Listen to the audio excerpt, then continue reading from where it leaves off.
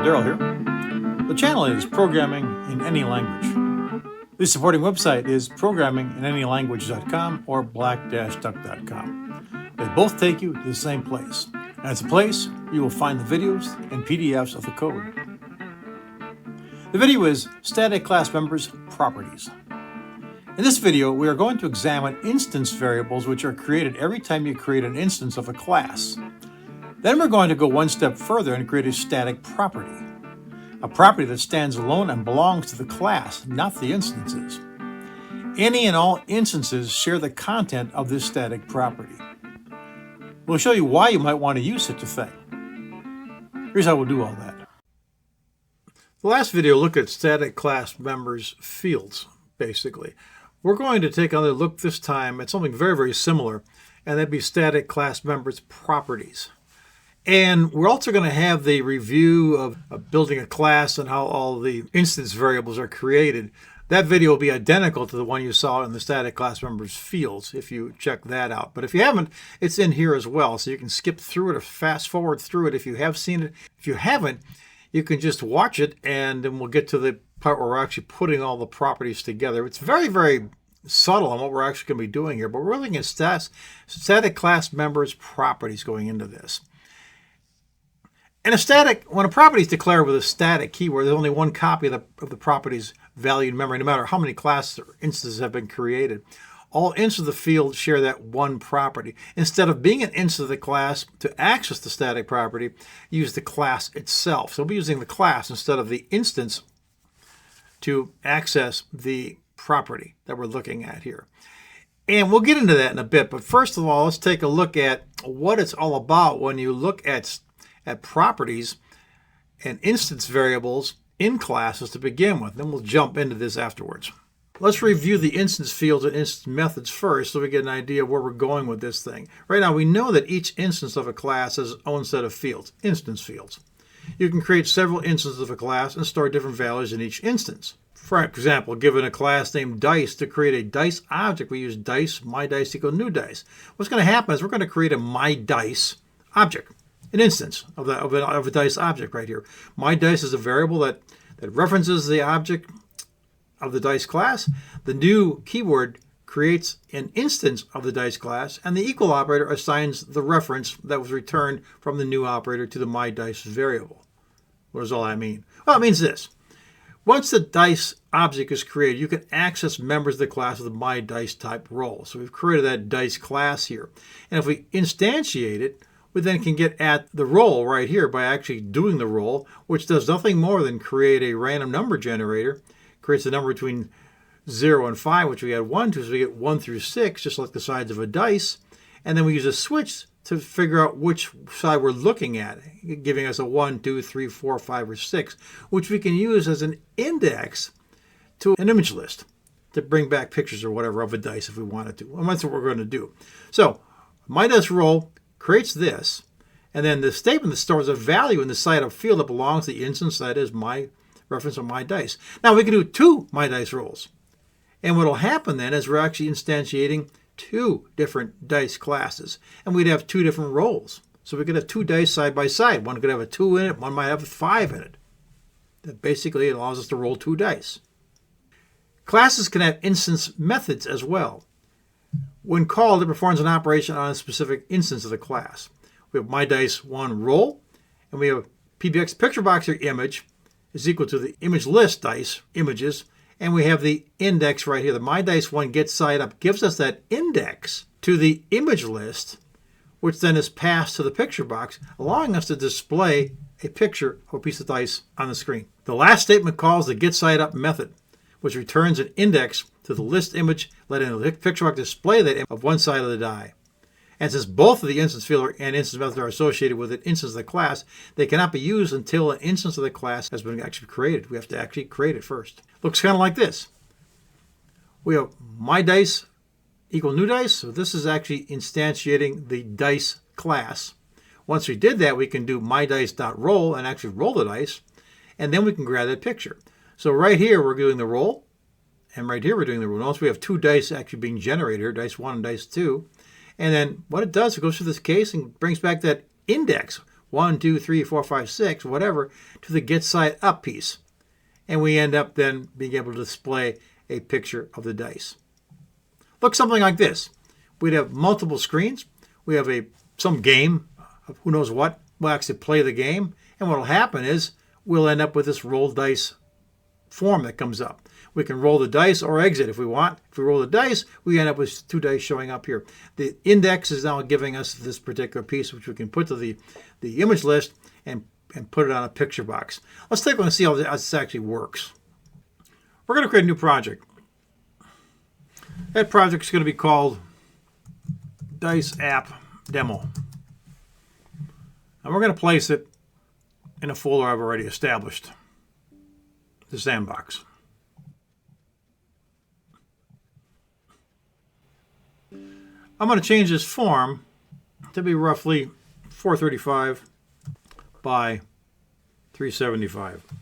I'm going to place a couple of objects on it. One will be the exit button exit, and the other will be the play game button, which will be called button play game. I expanded the font so we can see it a little better, but that's basically it. So what's going to happen is I'm going to be able to play a game. That's going to bring up a dice form. So I'm going to need a dice form right now, or a roll dice form. So I'm going to go to my application right here. I'm going to add a new item. And it's going to be a Windows form. And we'll call this thing roll dice.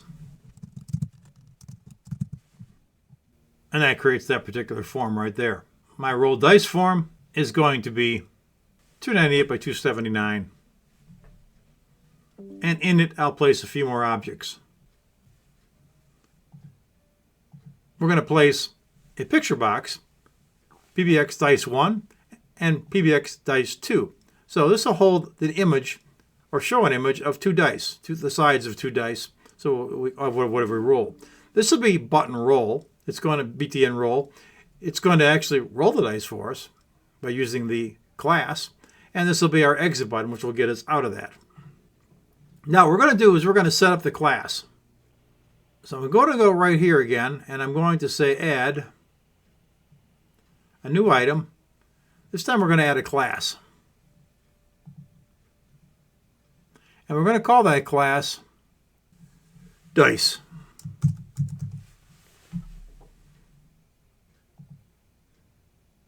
And it comes up with its beginning code here.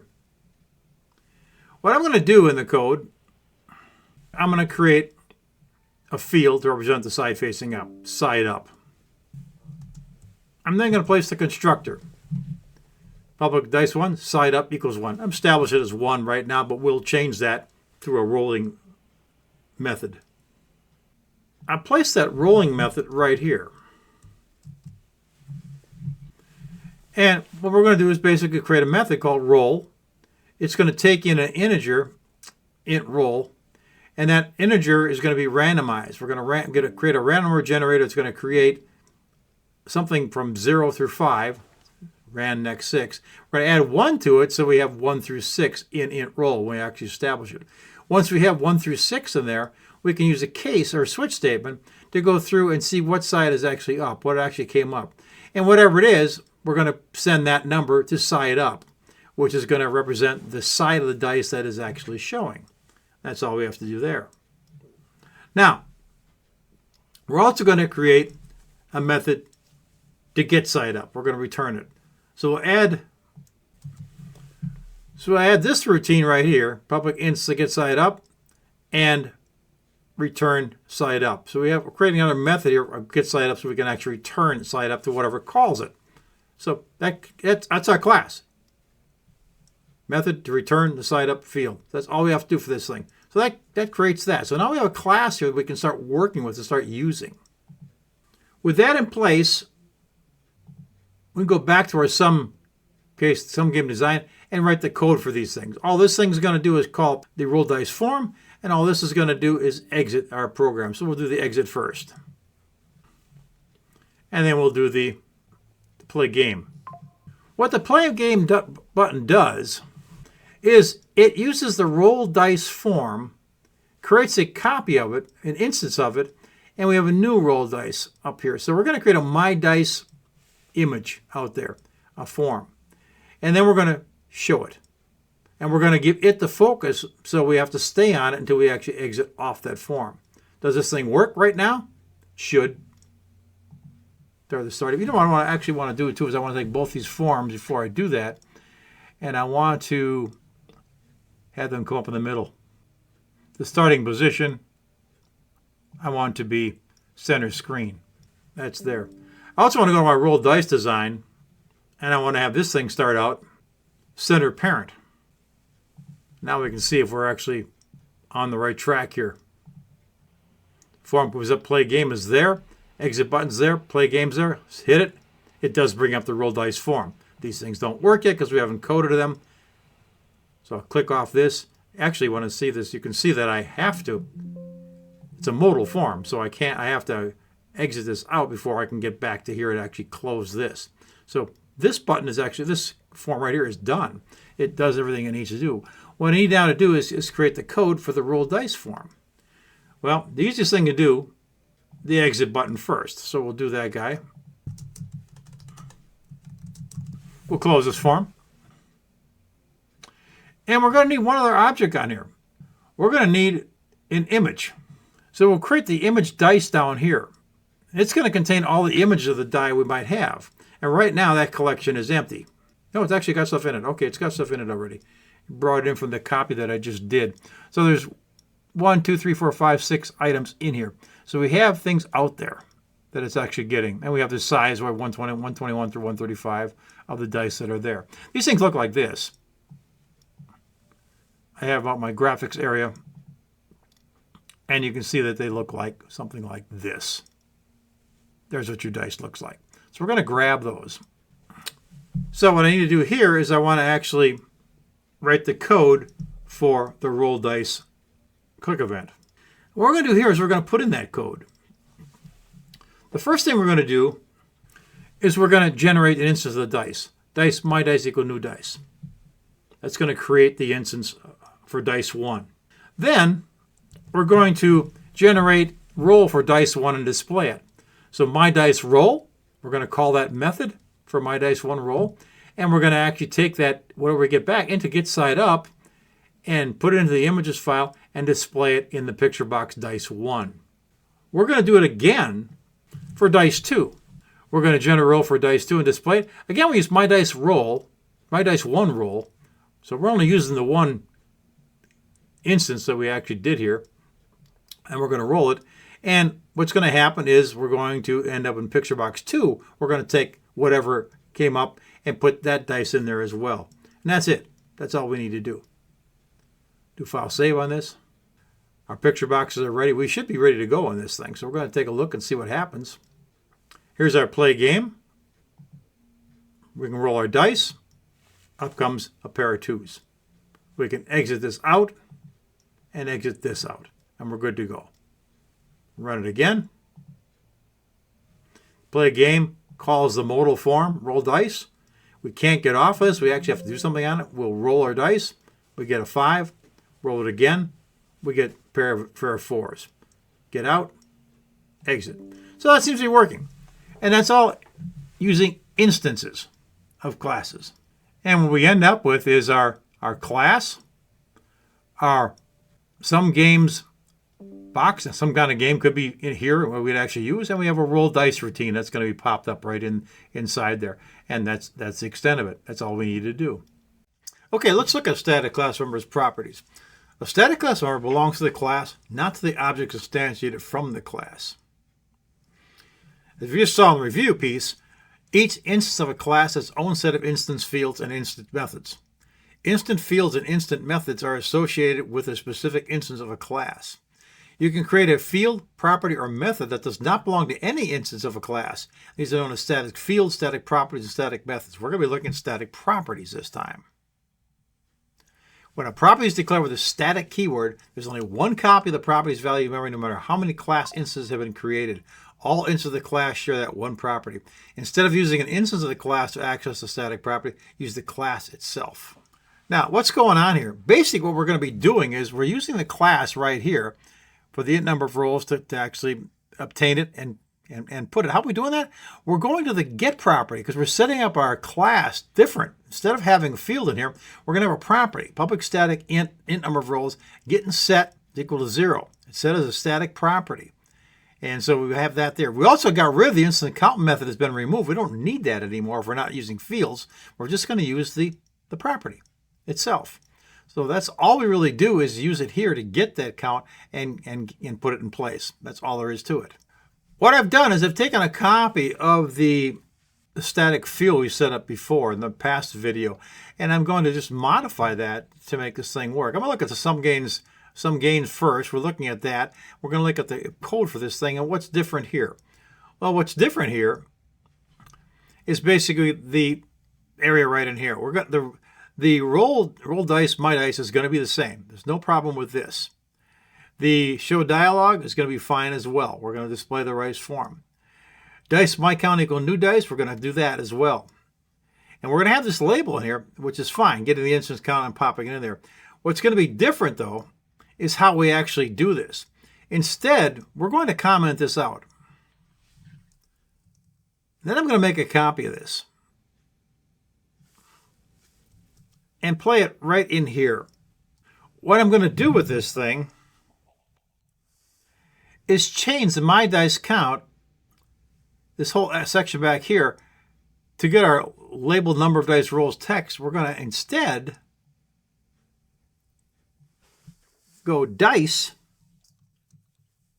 dot int number of rolls dot toString.